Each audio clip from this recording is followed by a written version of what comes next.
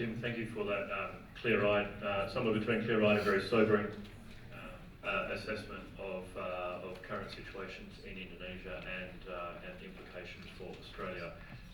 Interesting the number of themes that you highlighted which stand in contrast to the commonalities that we often talk about in the strategic and international relations space.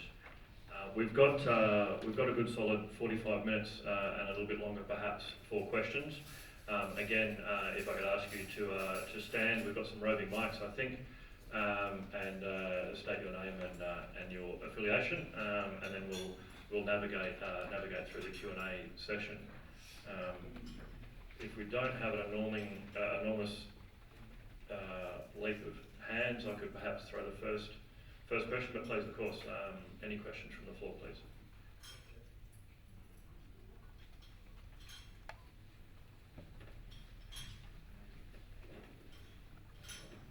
Hi, Anthony Birch, also from the 7th Brigade.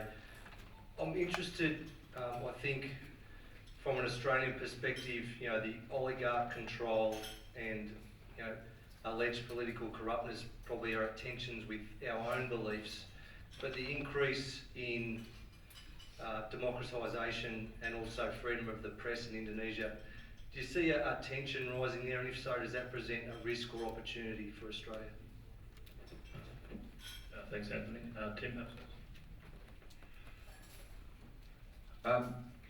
Indonesia is undoubtedly a democracy, and that democracy is entrenched in terms of elections, at least. So I would describe Indonesia as a procedural democracy.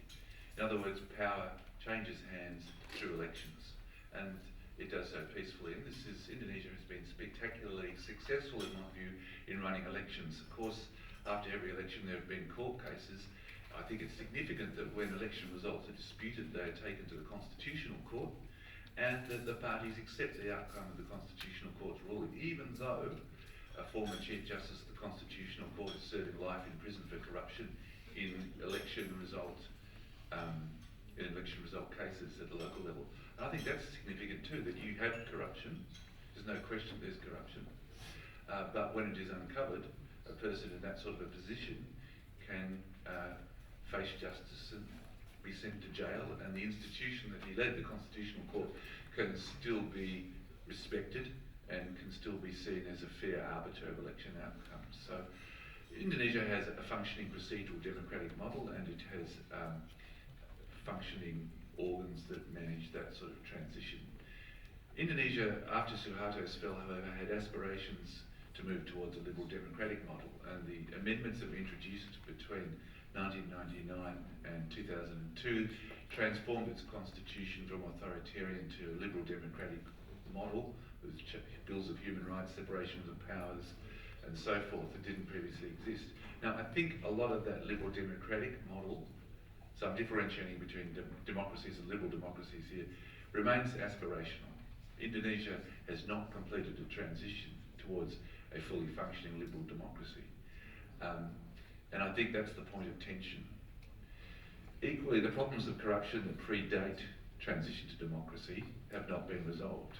And you don't have to take my word for that. If we look at, for example, at the judicial system, every president and every Chief Justice of Indonesia since about 1978 has publicly stated that there are serious problems of corruption within the judicial system. And no one can doubt that there are problems of corruption in the political system as well. So, I mean, you just have to read an Indonesian newspaper to know that.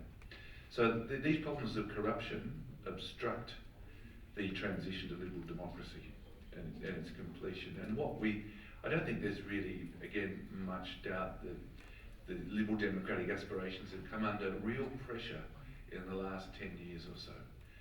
And that's for two reasons.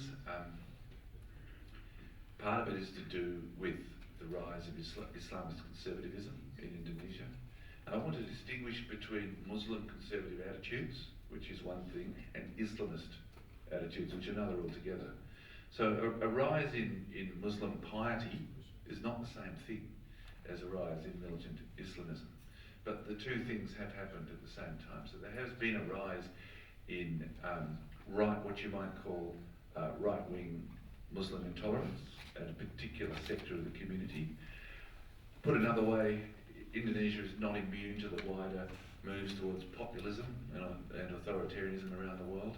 The alt-right in Indonesia wears a turban. And if you think of the hard right or the Islamist community as being the alt-right, then you can see similar patterns emerging. And that tends to push governments to do one of two things. One is to adopt some of that agenda, which they do, and the other is to use more authoritarian means to combat the challenge that they present. So we have a shift towards Muslim conservatism and conservative values more widely, which shouldn't be of that much concern. But at the same time, we have a move towards populism and use of soft authoritarian mechanisms to counter it. For example, as I said earlier, the removal of judicial review in relation to power to ban civil society organisations, in relation to so-called criminalisation of political opponents, where political opponents face charges that effectively take them off the political board, and use of new legislation such as the Electronic Information and Transactions Law to charge people with defamation-like offences. This has been deployed quite widely in the political scene in a way that never happened before. And of course we also have the blasphemy law, which politicises religion.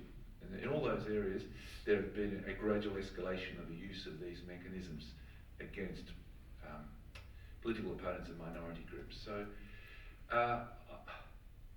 of course, a lot of this is locked into this specific Indonesian context, but it's also part of wider trends around the world that play out in a different way in Indonesia.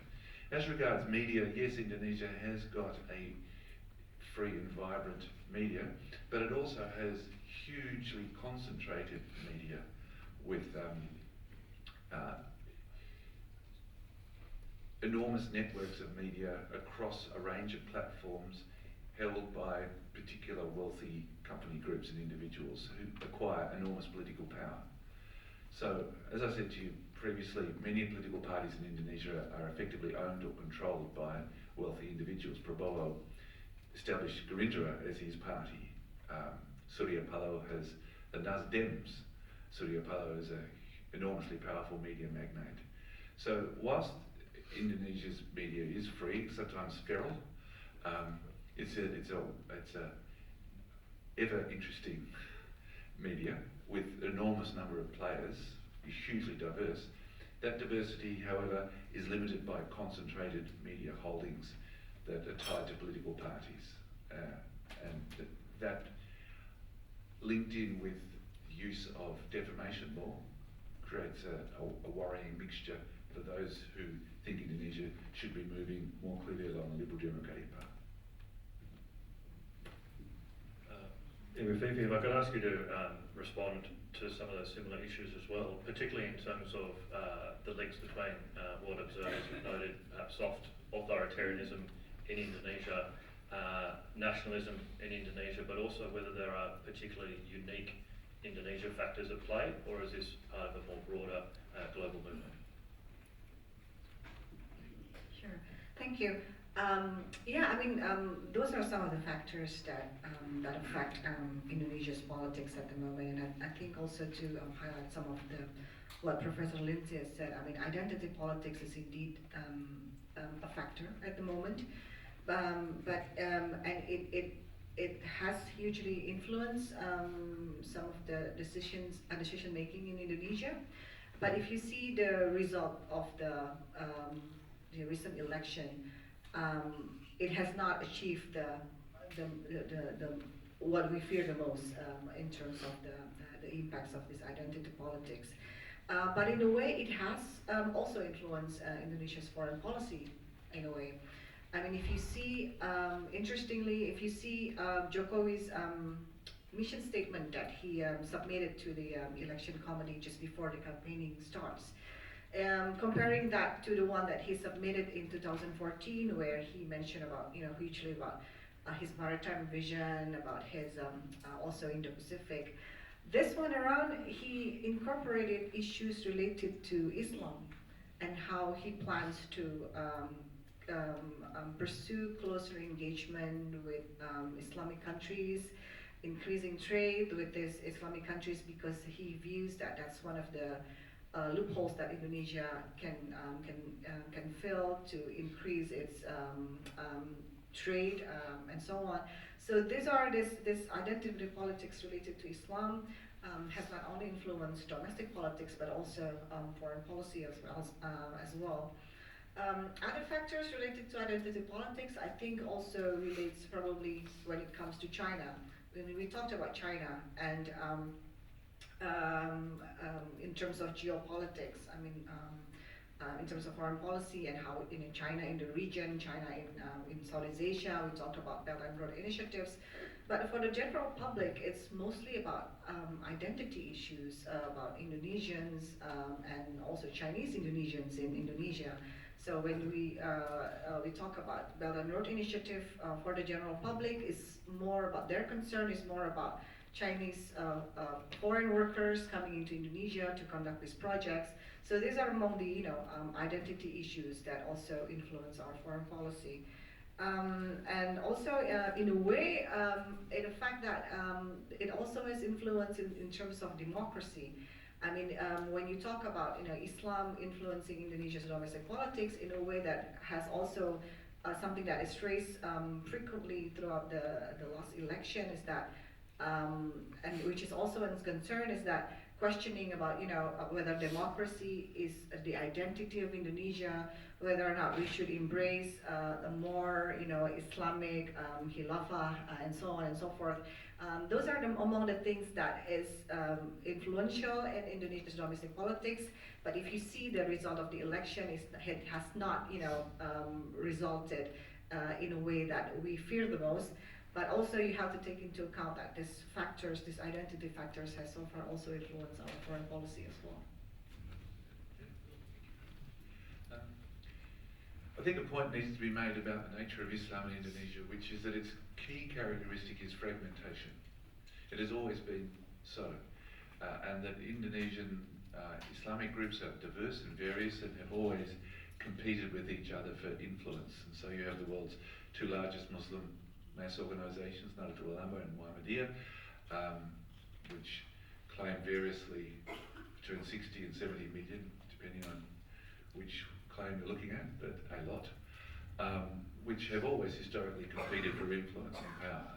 And what we've seen since 1998 is a growing push towards increased orthodoxy and to reduce fragmentation, and that is being led by Majelis Ulama Indonesia, or MUI, the Indonesian Council of Religious Scholars, which is not widely known as it's actually an NGO. It's a civil society organisation, not a government agency, but it has become a quasi-government agency, and it has pushed to create this new, more conservative Sunni orthodoxy as a sort of national form of Islam. And that has been a process that has involved a great deal of tension, and MUI has at times lined up against the government as a voice of conservative Islam. And this sort of rising conservatism in the mainstream and this attempts to reduce this fragmentation by creating more orthodox Islam has forced the government to respond to it. And so we saw Jokowi choosing Maruf Amin from Nahdlatul Ulama as his vice presidential candidate, even though he was the leader of the MUI, the Ulama Council, and even though he led the attacks on Ahok, who had once been so close to Jokowi, had been his deputy. So Jokowi was forced to the position of accepting the man who issued the fatwa against Ahok and who gave evidence against Ahok in court as his own vice presidential candidate in order to counter the this conservative influence from groups that have become more powerful as they attempt to make Indonesian Islam more uniform. And this process is not over by a long shot. It will continue for some years to come as a fundamental factor of Indonesian politics. But when the election results came out, I agree with Fifi that the identity politics did not win, but it did polarise Indonesia down the middle, and votes did follow those patterns of polarisation between NU, Muhammadiyah and others on the map. The last point I'd make is that it was a clever move, probably against Jokowi's wishes, to bring this man Maruf Amin in as his vice presidential candidate. But whether that actually won him the NU vote, he probably would have got it anyway.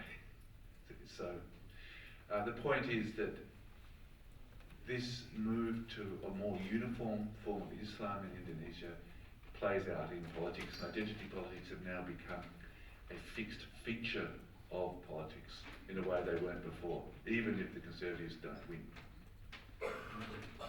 Thank you for that excellent summary of some of the diversity and complexity and some of the issues at play here.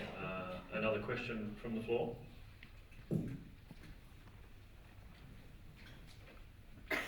Thank you. My name is Lina from University of Queensland. I just would like to ask question to Professor Lindsay. Probably on what is your comment on the role of military in Indonesia's domestic politics now?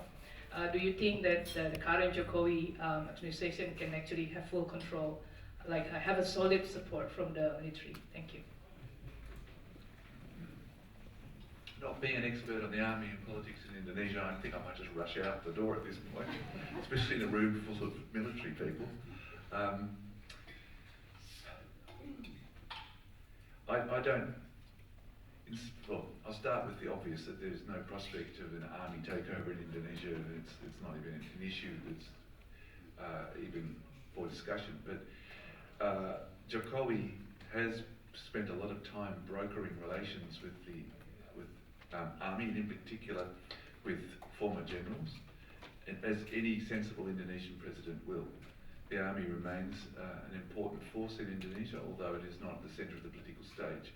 Anybody who wishes to exercise power effectively in Indonesia needs to have good relations with senior commanders and former commanders. The retired general, the sort of ranks of retired generals in Indonesia remain important political players. But I think he's been quite successful in that. His use of figures such as Luhut Panjaitan and Wiranto as agents of his government, effectively, has shown its effectiveness in the way the government responded to the recent riots. So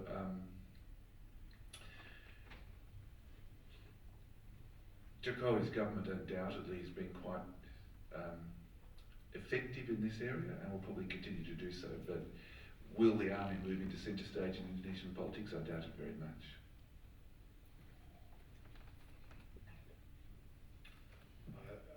Well, I defer to my colleague's much deeper knowledge of the domestic situation there, but I'd make the observation that over 20 years or so we've seen the progressive decline of the military effectiveness of TNI to the point now that they are a significantly reduced force in terms of their military capability than was the case, say for example, when I kind of began in the defence business in the late 1980s.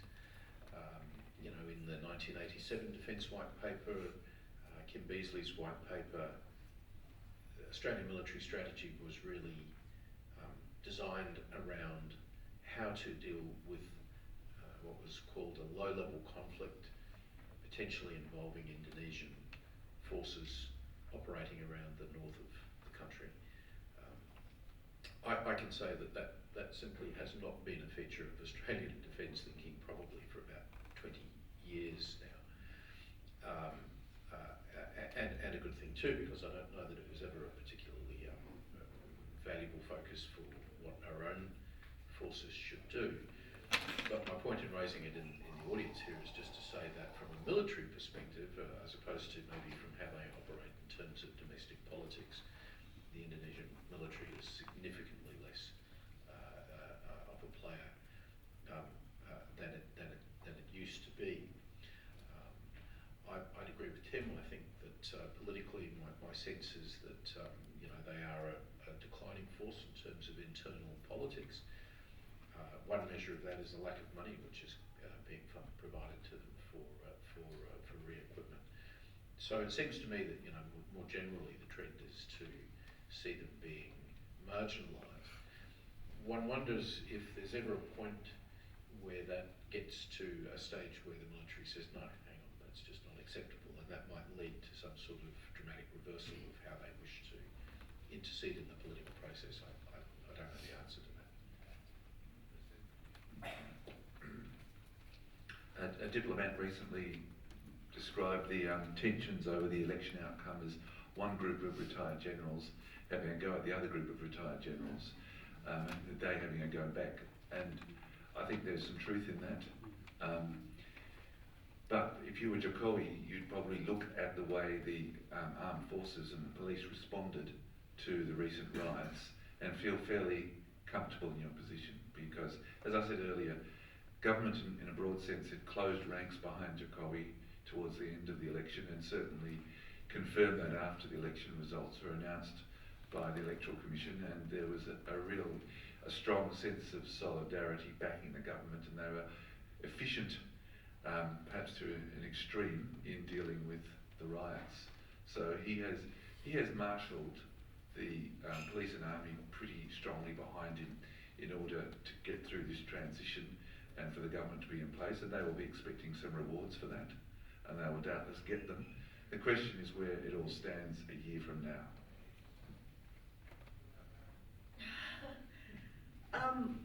Talking about this is interesting because if you read the news during the election, I mean, it's true.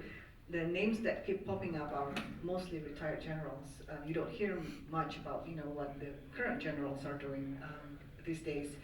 And interestingly, all these retired generals are those serving, or at least have the peak of their career during the Suharto era, where the military was at their most powerful state. And talking about the declining force of the military, I mean, it is not declining at the moment. I mean, the process has been going on since the reform era, so since 1998 until now, and it has been declining.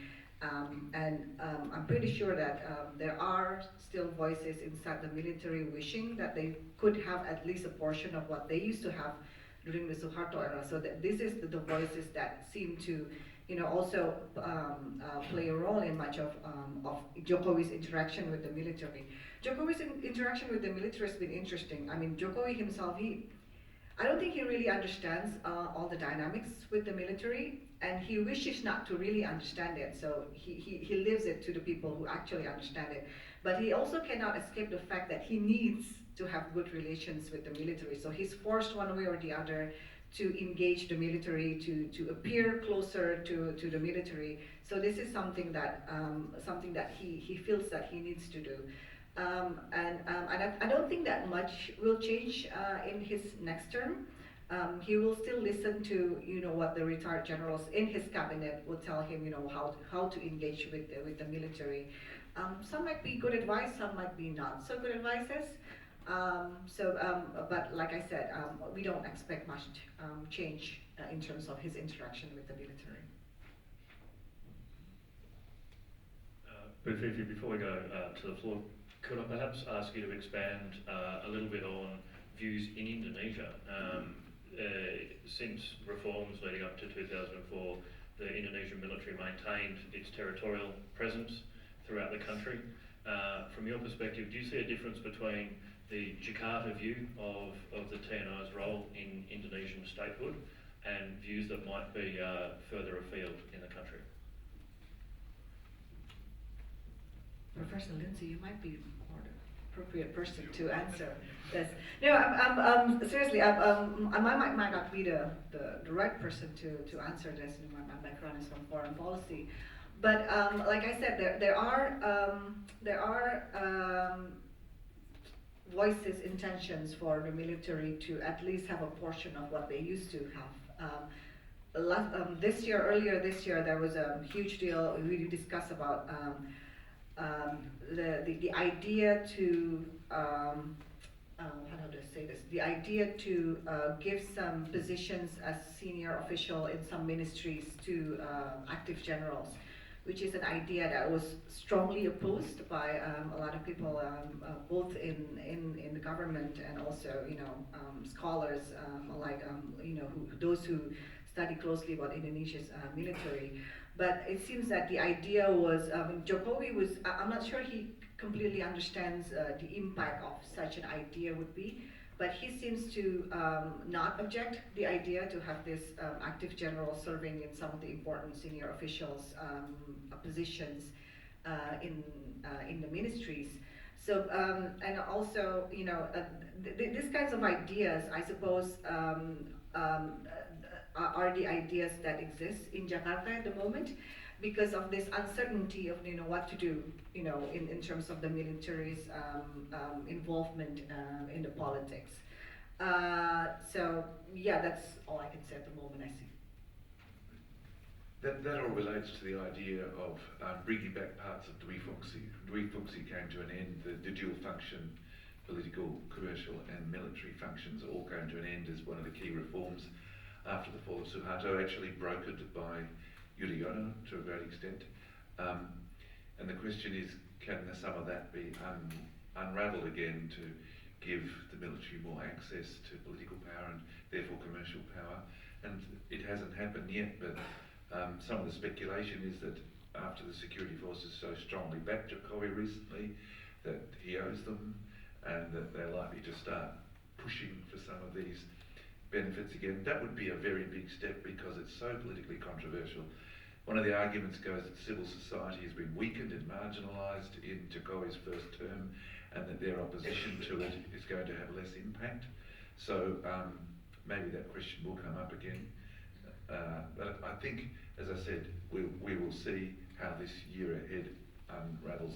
The first year after elections is always very significant because the people who back the winner expect to reap rewards from that. And for the conglomerate or the oligarchs, the tycoons, they expect access to government positions or to concessions and protection for their own interests through protectionist reform. Can you have protectionist reform? Interesting question. And for the various government departments and agencies like the armed forces, they'll be expecting benefits as well. The president can't give everybody what they want, but he does have to make sure that his supporters are rewarded in one way or another. And that will take a while to play out. And it usually means that the first year of a 5-year term is a very protectionist one. And there's a window for reforms only after all that is sorted out. So we'll know where we stand in about 12 months. I think our next question we had at the back of the room. Good morning, Colonel Ross Boyd, Australian Defence College. My question really returns to that issue of Islamic influence in Indonesia. I remember in 2017, King Salman from Saudi Arabia visited Indonesia. I think Jokowi was disappointed by the funding that was offered by Saudis in terms of infrastructure. I think it was about $6 billion or something, which is far less than what he expected. Just wondering whether, first, or two parts, has that changed with the rise of the influence of the Crown Prince Mohammed bin Salman in Saudi Arabia?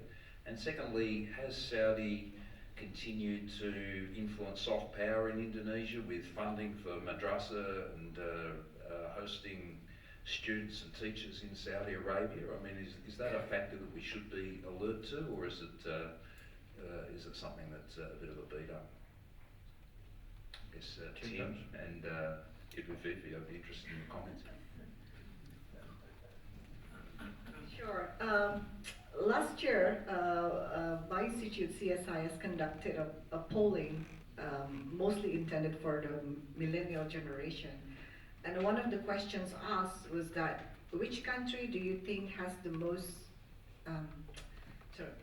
relations with which country has been the most economically beneficial for Indonesia? And the top answer was Saudi Arabia, to the surprise of us at CSIS, because it makes no sense whatsoever in terms of economic relations. But I think that's the interpretation of the general public. When you because of this whole identity politics issues, it seems to them that when you share similar religion and you maintain good relations, that has to be economically beneficial for you. So that seems to be in the minds of the general public. But for Jokowi himself, I mean, you're absolutely right. He was disappointed with the result of that visit a couple of years ago. He was open about it in the media. I remember him saying, because it was raining during the visit and he was putting out an umbrella. And he was said, I spent 20 minutes holding an umbrella and I did not get any projects whatsoever from that meeting. And he was openly disappointed about it. And that was also a lot of analysis after that visit, saying that that's, I think, one of the points, even realizing Jokowi that he needs closer relations with China more than ever, because he cannot depend on all this alternative funding for his infrastructure development programs. And he did not get what he wanted from Saudi Arabia. He did not get what he wanted from the Europeans, because he was pursuing other channels as well. So I think that was to a lot of analysis written after that visit, saying that this was the turning point for Jokowi, made him realize that he needed to depend more on the BRI projects. So I guess in a way, for the general public, it has not changed any. I don't think it has made any significant changes in the way they view Saudi Arabia. Because, like I said, it's most of the general publics do not really care about foreign policy, and they believe what they want to believe.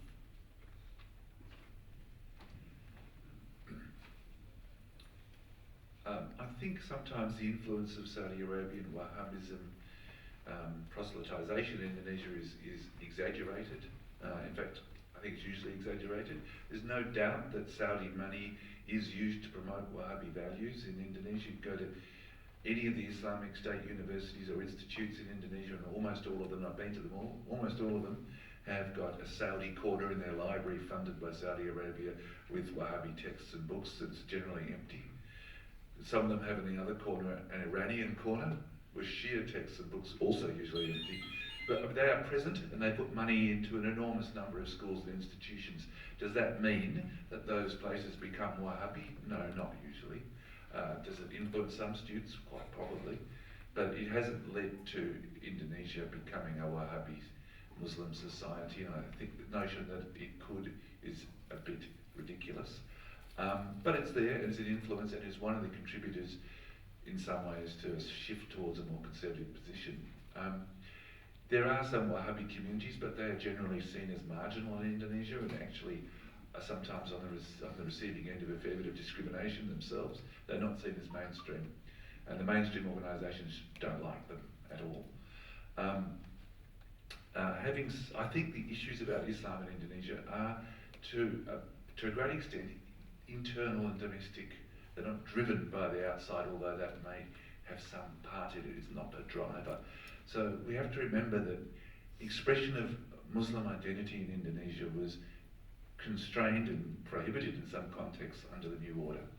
For 32 years, Islamic identity was very limited and seen as a threat. So once those restrictions are removed after 1998, obviously it led to a sort of blossoming of Islamic identity, and in some ways perhaps a reassertion of a religious reality that had just not been visible. And so that also enabled a rise not just of a mainstream Muslim identity, it also allowed groups that were hardline, that had been repressed directly, to emerge into the public arena again. And those groups had not had an experience of democracy or a good governance. They had been repressed, often violently, by the state. So they suddenly were liberated at the same time.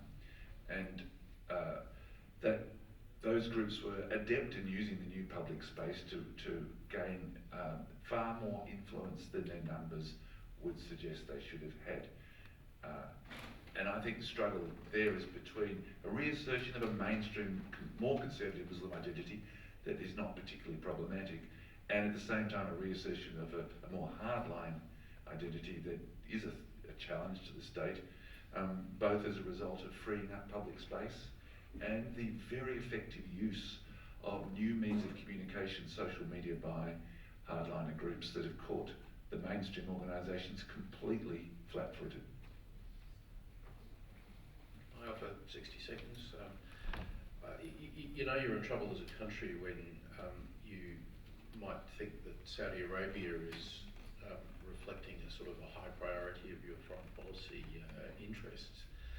You know, Saudi's not so much a country as it is a tribe with a flag, which is, I think, frankly now pretty much on the skids as far as its international position is concerned, with deep internal troubles, and quite likely to face you know, severe internal instability, I would have said, in a sort of 0 to 5 year time frame. So I wouldn't be banking on them for funding for any long-term purpose. Would be my advice.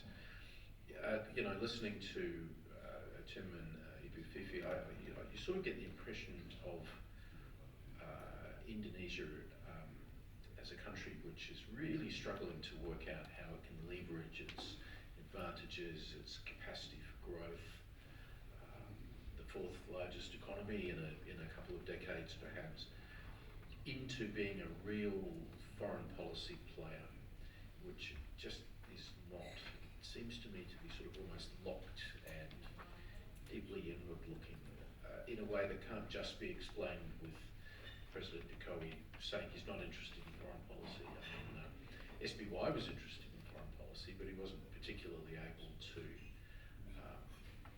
turn that into a leadership position for Indonesia, either in Southeast Asia or in the region more broadly.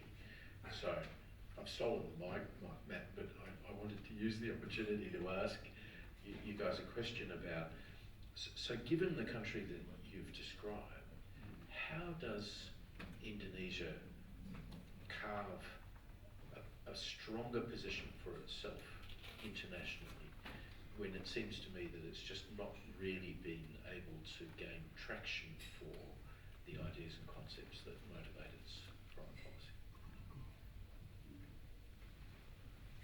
I wish I knew the answer to that question. I would be a good advisor to Jokowi. No, but that's interesting.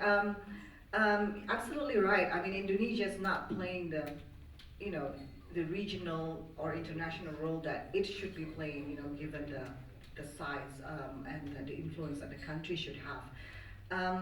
And it's interesting because for me, in a way that that how Indonesia, at least, we can talk about Southeast Asia before, you know, talking about the larger region.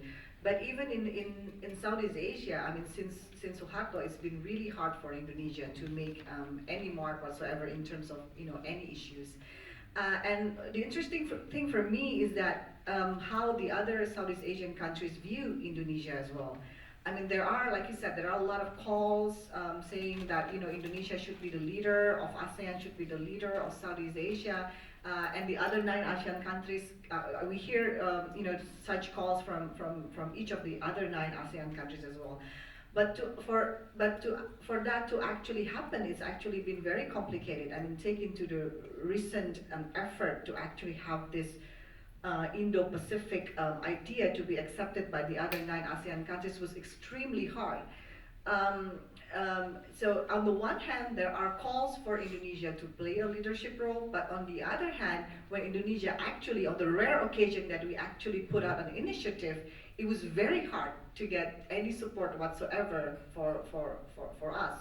So in the previous years, there were also, you know, when Jokowi was started out with his maritime vision, there were efforts from Indonesia, for example, to have a clearer position from ASEAN countries in terms of IUU fishing, for example. This was one example. Until now, we don't have that support because there were countries in Southeast Asia that were strongly opposing it.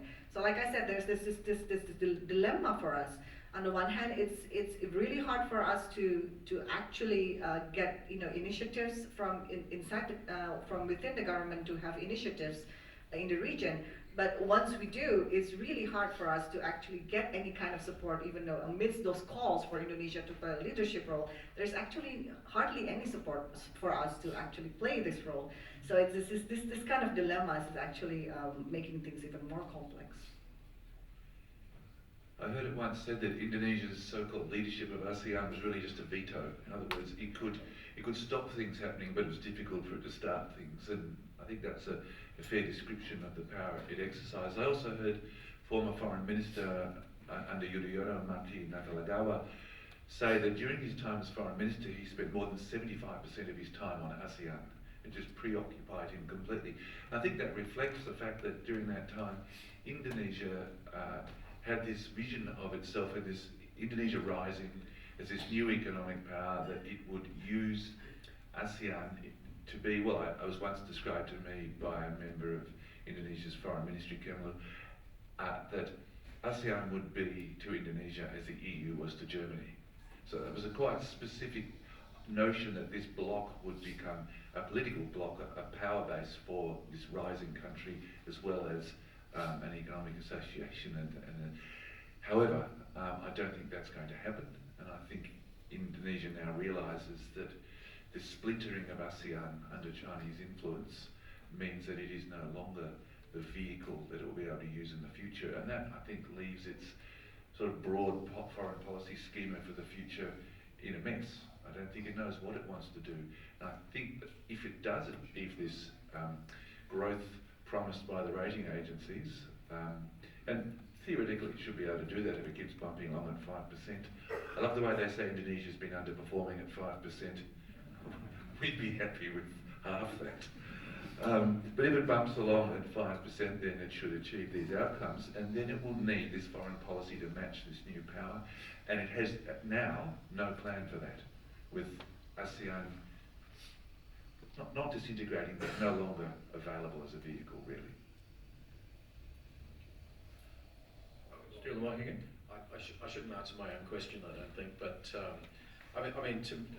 just a reflection on what you've said is that there's a difference, I think, between saying, look, Indonesia just doesn't rate Australia, we're not important to them,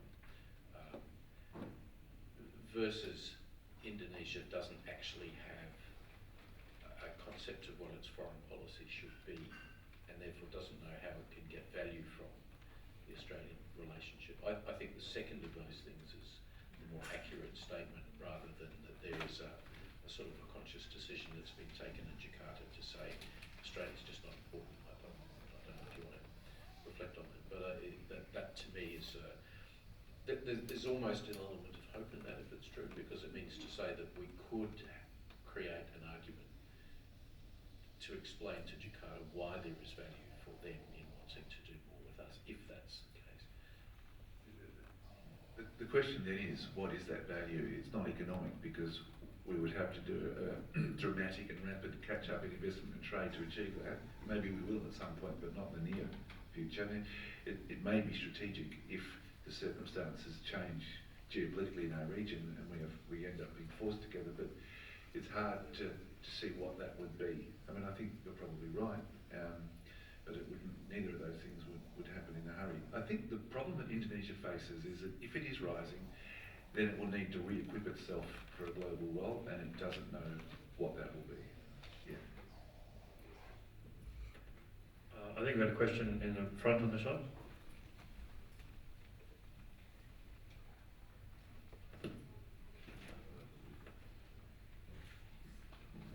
Thank you. John Forrest, RCQ member and former president. As a student of Australian elections, the numbers associated with the recent mega election in Indonesia are absolutely mind-blowing. My understanding is that was the first time they'd attempted such an election on such a large scale across so many levels of government, etc.